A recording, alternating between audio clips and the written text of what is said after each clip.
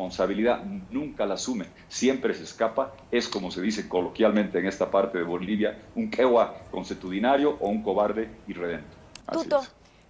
dígame, ¿usted cree que con esto es el fin político de Evo Morales o no? Mire, no me gusta nunca entrar en vaticinios apocalípticos de que este es el fin y se acabó para siempre, pero sí está claro de que Evo Morales está otra vez mostrándole a su gente y al país lo extremadamente cobarde que es. El 2019, cuando hizo fraude en busca de un cuarto mandato, violando flagrantemente la Constitución y desconociendo el referéndum, hace poco más de 5 años, él escapó. Él mandó a generar convulsión, anarquía y violencia, a aplicar esa receta que mostrabas del Capitán América, de Fort Benning, Georgia, el señor Quintana, que dice que hay que generar sangre y violencia, que ese es el rito con el que alimentan la búsqueda de sus objetivos políticos. Pero en ese entonces Morales estaba dejando la presidencia, la causa era buscar retener el poder o causar convulsión después de abandonarlo y dejarlo. Ahora es bastante más pedestre y muy vergonzoso. Es para defenderse de procesos por su depravada perversión y por la pelea de la sigla. Y otra vez, fíjate que sus subalternos y otros están siendo arrestados y procesados con la receta que él patentó, usando y abusando, yo siempre lo he dicho, no cambio con el viento, usando y abusando de las tipificaciones de sedición y terrorismo que él aplicó en el Hotel Las Américas, que él se la aplicó a Camacho, que se la aplicaron a Yanine Áñez, haciendo traslado de jurisdicción. Arrestan en Quillacollo, arrestan en Potosí, los llevan a La Paz. ¿Quién inventó ese sistema? ¿Quién trajo a todos los del Hotel Las Américas a La Paz? Evo Morales con Quintana. ¿Quién trajo a Leopoldo Fernández de Porvenir a La Paz? Evo Morales con Quintana. Está tomando de su chocolate este señor y otra vez, escondido tuiteando, está dejando a su gente inerme. Si tendría un mínimo de gallardía, debía dar 2 pasos al frente, decir yo instruí esos bloqueos, yo soy el responsable, aquí estoy yo, y no esconderse, o peor todavía, mandar a su hija a hacer declaraciones en La Paz mientras él se pone a buen resguardo. ¿No está bien que vaya su hija hasta La Paz? Porque ha hecho declaraciones ayer y también hoy. Sí, no, en lo que estoy, mire, todos los hijos tienen derecho a hacer lo que quieran. Lo que hablo es que otra vez sucede lo mismo. Le doy la comparación. Evo Morales, cuando había la pelea de la Constitución en Congreso, mandó turbas a mi casa 2 veces a quemarlas. ¿Yo qué hice? Saqué a mis hijos, los puse a buen resguardo y me quedé en mi casa. Y no tengo ni una pistola de agua, ni cohetes, ni nada. Y me quedé solito a resistir a sus turbas. ¿Él qué hizo el 2019? Escapó y dejó a sus hijos acá. Esa es la catadura de este señor, que él se pone a buen resguardo y deja a sus hijos atrás. Recordemos que en 2019 tuvieron que buscar asilo sus hijos en una embajada. Yo, porque respeto el asilo, pedí que los hijos no son responsables de lo que hacen los padres y el 2019 pedí públicamente, y lo haría, porque los hijos no tienen por qué pagar la responsabilidad de un cobarde fraudulento, que se les otorgue salvoconducto. Y ahora vuelve a repetirse la receta. La gente que estaba con él empieza a pagar las consecuencias de las acciones de bloqueo criminal que dejaron al país sin combustible ni comida, que buscaban defenderlo a él de su depravada perversión, de su pedofilia, de su pederastía y la sigla. Y él se pone a buen resguardo y otra vez expone a sus colaboradores, abandona a su gente y la expone a su hija mientras él cobardemente se esconde. El paralelismo con 2019 es lo que hay que recordar.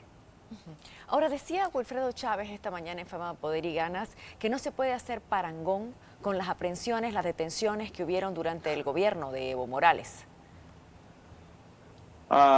Es que eso es lo que justamente es el estado de capricho. Yo soy demócrata y creo en el Estado de Derecho, creo en la aplicación de la ley igual para todos y no a conveniencia del que detenta el poder de turno.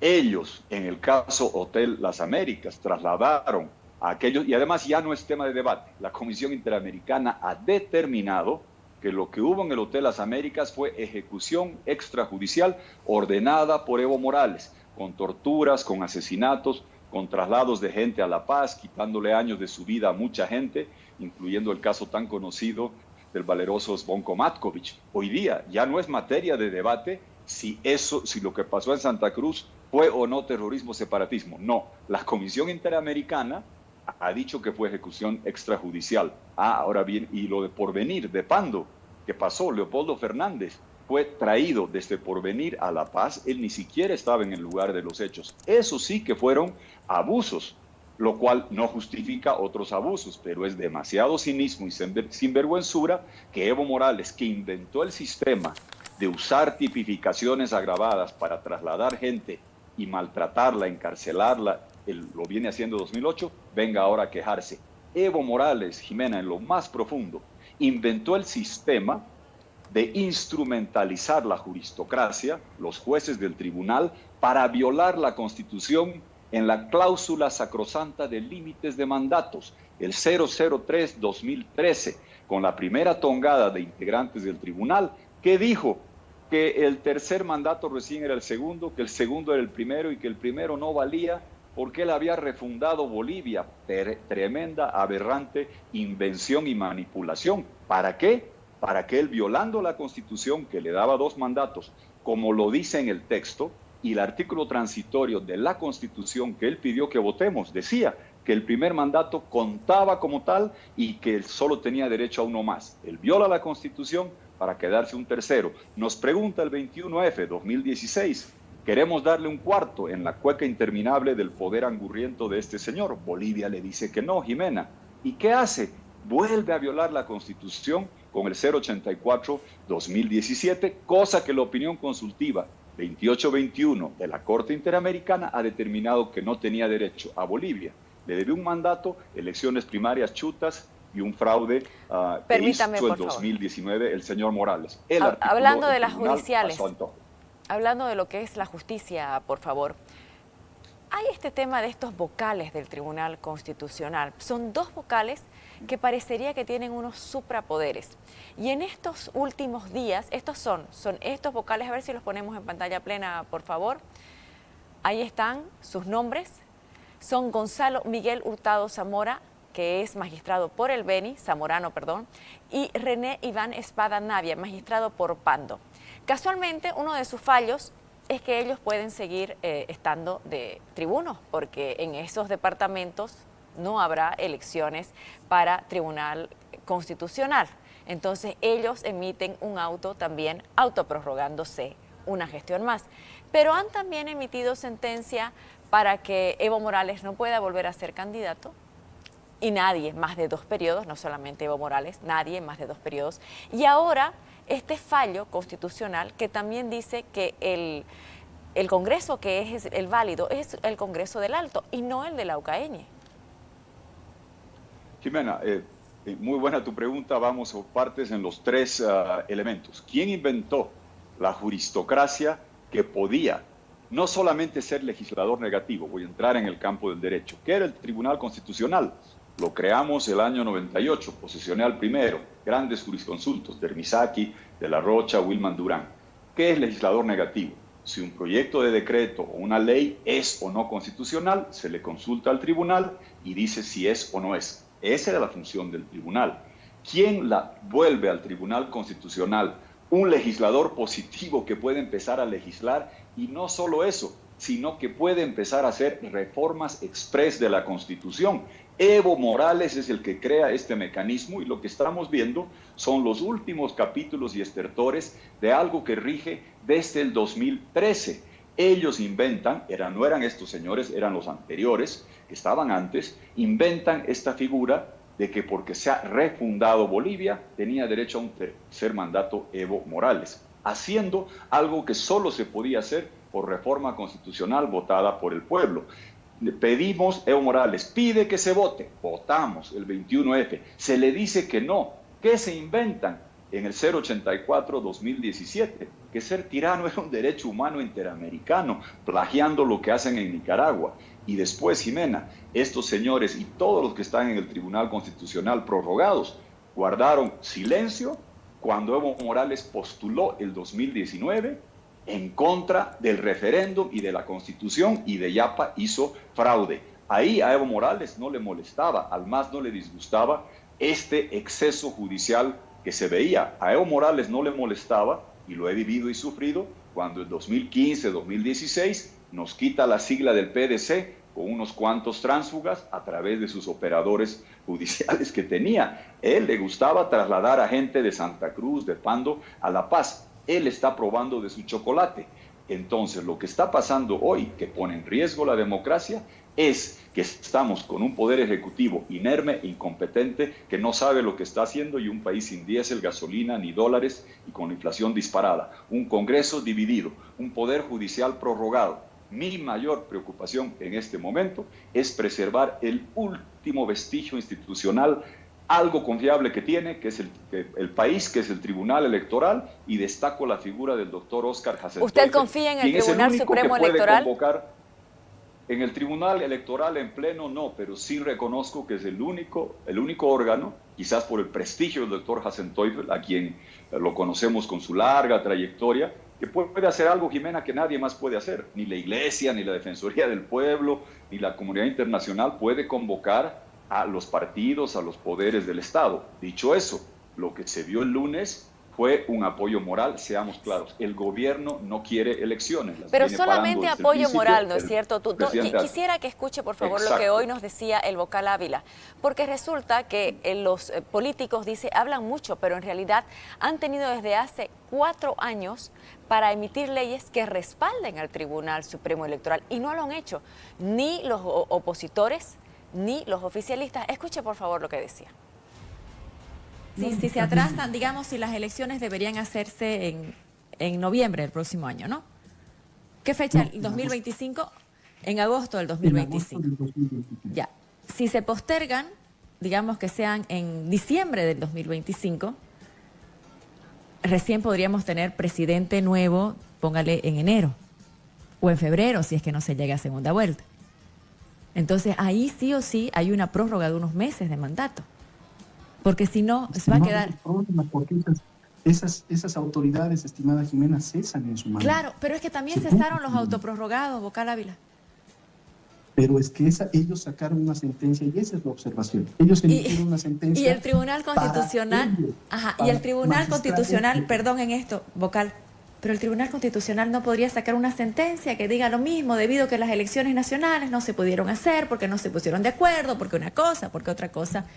Le ampliamos 3 meses la gestión. Ahí usted y yo vamos a coincidir en que por eso es el trabajo del órgano legislativo. Y ahí quiero relacionarlo con el mensaje del diputado Alarcón. ¿Sí? Yo le pido al diputado Alarcón, aprueben la ley. Aprueben la ley 044, aprueben las leyes que hemos venido pidiendo no este año, hace 2, 3 años atrás, ¿sí? De la incorporación a la ley 044. Entonces nosotros estamos cumpliendo un deber constitucional, Jimena. Y nosotros vamos a ser responsables en la función que nos toque llevar adelante, que es la administración de procesos electorales. Eso es lo que hace el órgano electoral. El órgano electoral no legisla. Quien emite las leyes es el órgano legislativo. Por lo tanto, diputados y senadores deberían tomar esta previsión. Yo solo le pido que usted se acuerde una entrevista que teníamos cuando hablábamos sobre esta ley de elecciones primarias. Han esperado 5 años para presentar proyecto de ley de modificaciones a elecciones primarias. 5 años de gestión, Jimena. Si algún diputado o senador quería modificar las elecciones primarias, ¿por qué no lo ha hecho en el primer año, segundo año, tercer año de gestión? ¿Por qué han esperado al año que tenían que suceder las elecciones primarias? Yo creo que usted recuerda esa entrevista. Entonces, lo que nosotros pedimos es que el órgano legislativo también acompañe a estas actuaciones que hace el Tribunal Electoral. Bien, hace mucho tiempo nosotros nos hemos sometido a diferentes amparos. Recordemos que este proceso de elecciones judiciales no lleva meses, lleva ya 2 años, con amparos, con retardos, etc. Y corresponde que los órganos del Estado también cumplan sus funciones y nos acompañen en este sentido. Claro, porque el Tribunal Supremo Electoral ha sufrido muchos amparos, muchos ataques judiciales, y los que tenían que blindarlo, que eran los asambleístas, diputados y senadores, no lo hicieron. Y ahora algunos de ellos les llaman cobarde al Tribunal Supremo Electoral. Discrepo con aquellos que señalan de cobarde al Tribunal Electoral, porque tienes razón, Jimena, esto viene de mucho tiempo. Recordemos que cuando había que empezar el proceso de elecciones judiciales, hubo un proceso que despertó entusiasmo, yo no lo compartía, de recolección de firmas para hacer una reforma judicial que venía el 2030. Y la atención se fue para allá en lugar de concentrarse en buscar los mejores postulantes para la elección judicial. Se empezó a hacer esto tarde, se empezó a manipular esto vía amparos. Y ahora, ¿qué se le dice? Tribunal Electoral, usted, a diferencia del Tribunal Constitucional, del Tribunal Supremo de Justicia o del Consejo de la Magistratura, no tiene derecho a juicio de responsabilidades. Por la vía ordinaria lo pueden meter preso en 2 quínolas, le pueden hacer multas que lo dejen quebrado. Hay un fallo de un grupo del Tribunal Constitucional prorrogado como fuese, que está vigente hoy, y le dicen, viole usted eso, arriésguese usted eso, ponga en riesgo su patrimonio, ponga en riesgo su libertad, porque el Congreso no le da la gana de aprobar una ley que le dé el blindaje jurídico total para llevar adelante el proceso y de protección en defensa de cualquier eventualidad que pueda surgir cuando los persigan. Muy fácil es, pues, Jimena, patear cactus con pie ajeno. Yo también te diría, Jimena, dale más duro al cactus con tu pie aunque esté sangrando, pero a ver, dale con el tuyo. Es muy bonito exigir eso. ¿Y qué pidió el Tribunal Electoral a gritos? El blindaje jurídico. ¿Por qué? Porque ellos están haciendo las elecciones, hay un fallo del tribunal prorrogado. ¿Cuál es el primer poder del Estado? Pongan la cara, pongan los votos. Y Choquehuanca los timó en esa reunión, diciendo que no, que recién se estaba eligiendo diputados, que comisiones, comités. En la ley del oro hicieron dispensación de trámite y la aprobaron en 2 quínolas para buscar un fiscal general que les dé impunidad a evistas, arcistas y a otros alcaldes con tránsfugas. aprobaron eso en 2 quínolas. Entonces, diputados y senadores, opositores y oficialistas, tutos, ¿se ponen de acuerdo cuando quiere y cuando les conviene? Varios opositores, yo destaco, no, hay algunos que han hecho oposición. En el Ministerio Público, no sé finalmente cómo fue la votación, claramente hubo votos de gente que entró con votos opositores, sea de Camacho o de Carlos Mesa, que ahora se han refugiado, cobijado bajo el alcalde de Santa Cruz o de Cochabamba. Lo mismo pasó en la ley del oro. Ahora, o en la del defensor del pueblo, que todos se fueron y ninguno había, y estaban todos con licencia. Recuerde usted. Muy buena memoria, Jimena. Exactamente, ahí hubo cosas raras en esa elección del defensor del pueblo. Y acá, en lo concreto, ¿cuál es el drama que el país enfrenta hoy? De hacer unas elecciones judiciales chutas y tener un poder judicial que va a pasar de prorrogado a algunos prorrogados y otros chutos. ¿Qué clase de legitimidad judicial va a haber? Y sobre todo, si me preguntas a mí, ¿algún buen jurisconsulto habrá en las listas de los departamentos que se va a votar? Quizás, pero no lo conozco. Y cuidado que vengamos a votar, yo no sé por quién se va a votar, y que podemos ir de Guatemala a Guatepeor o de Guatemala a Guateigual, quedando con un poder judicial donde una parte sea chuto, la otra parte prorrogado, un desastre. Pero mi preocupación central, Jimena, es que no hay suplentes en el órgano electoral. La elección determinante donde Bolivia cambia de rumbo y se salva de ser Venezuela, Cuba y Nicaragua es la elección nacional de agosto del próximo año. Y el mínimo que se requiere es una persona como Hassan Teufel en el órgano electoral, cosa que no había en Venezuela, y por eso Maduro se está robando la elección. María Corina Machado te puede decir que si hubiese un vocal confiable, diferente hubiera sido el desenlace en Venezuela. Aquí por lo menos hay una persona, quizás otras, no los conozco, inspiran confianza. Y sé que si los enjuician y los decapitan, Jimena, no hay forma por 2/3 de reemplazarnos. Y ahí quedaríamos con un ejecutivo inepto y a la deriva, un Congreso dividido, la justicia prorrogada y sin órgano electoral. Permítame, ahí por sí, favor. Que se vacía el Estado el próximo año. Para finalizar, Tuto, por favor, ¿usted cree que las elecciones nacionales, con este suprapoder que tienen estos vocales, están en riesgo? Están en riesgo y hay que recuperar el principio de preclusión. No puede un grupo de jueces que están prorrogados en el cargo arrogarse atribuciones que son de la Corte Electoral. ¿Cómo nació el sistema electoral independiente con Huáscar Cajías? Justamente garantizando el principio de oro, preclusión. Ellos tienen el poder unívoco, único, para manejar el proceso electoral, no sujeto a salas constitucionales de Oruro, de Beni, de Pando, de La Paz, dando vueltas. Si se quiere garantizar una elección nacional transparente, ¿qué hay que hacer? Garantizar el principio de preclusión, dar el blindaje jurídico al Tribunal Electoral. Se lo debió haber hecho para las elecciones judiciales, no sé si va a haber la voluntad, pero sí se debe garantizar que el órgano electoral sea el único cuyos fallos y dictámenes valgan para hacer una elección nacional el próximo año, y pedirles que hagan todo el trabajo de depurar el padrón, de invitar a la Unión Europea, de invitar a la OEA, tener una elección lo más transparente posible en comicios que van a ser los más importantes del país en la historia. Abriendo el tercer siglo, vamos a decidir si tenemos una Bolivia donde se salve la economía, se resucite el gas, se proyecte el litio, se cambie la justicia, se acabe el narcotráfico, o sigan los que 20 años han destrozado Bolivia, Evo, Arce y su caterva, llevándonos al club de Cuba, Venezuela, Nicaragua. Ojalá que se pueda hacer. Permítame, por favor, vamos a ver lo que decía Evo Morales sobre lo que ha sucedido el día de hoy. Pongámoslo en pleno. ¿Qué es lo que dice Evo Morales? En la misma lógica del lawfare aplicado, dice en Ecuador, el gobierno de Luis Arce da un golpe a la revolución y el proceso de cambio, presionando a la Sala Constitucional para que ésta le entregue la sigla del MAS-PCP a través de una sentencia inconstitucional, ilegal e ilegítima. ¿Cómo una sentencia judicial puede terminar dirimiendo algo que corresponde a la decisión democrática de los militantes del partido? Esto del lawfare, Tuto, que mucho lo utiliza Evo Morales. Primero, facilito, por favor, explíquele a la gente que no sabe qué es lawfare en palabras sencillas y cortito.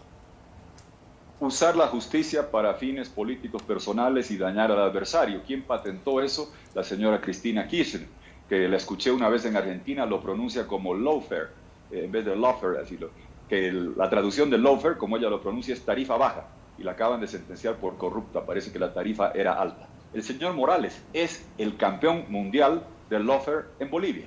Él violó la Constitución que él pidió que aprobemos para buscar tercer mandato. Él desconoció la Constitución otra vez y violó el referéndum para buscar un cuarto mandato. Él hizo fraude. Él mandó a encarcelar a Leopoldo Fernández, mandó a matar a Bakovich, mandó a perseguir a Zvonko Matković y los cruceños, mandó a encarcelar a Camacho, a Yanine Áñez. Él es el inventor de la práctica del lawfare acá. Y ahora, este señor, cuando prueba de su chocolate, dice, no, ahora no vale. Ese es el problema del señor Evo Morales, que es tan cínico y sinvergüenza que dice que es lawfare si lo obligan a rendir cuentas, ya no de la corrupción galopante, ya no de la persecución que hizo, ya no de la destrucción económica, de temas que causan vergüenza internacional, abusar a niñas y adolescentes. Si eso es lawfare, entonces lo que está pidiendo él es impunidad para la pedofilia. ¿Por qué cree que hasta ahora no existe una orden de aprehensión contra Evo Morales? Si se habla tanto de él, porque no hay orden de aprehensión por el caso estupro, eso se ha quedado ahí, sigue en reserva, nadie habla nada. Hoy día, cuando entrevistaba al general Johnny Aguilera, se apunta hacia culpables Ponciano Santos y Juan Ramón Quintana, pero no hacia Evo Morales. Hacia Evo Morales no hay ninguna orden de aprehensión, dice. ¿Usted cree que hay temor de ir contra Evo Morales?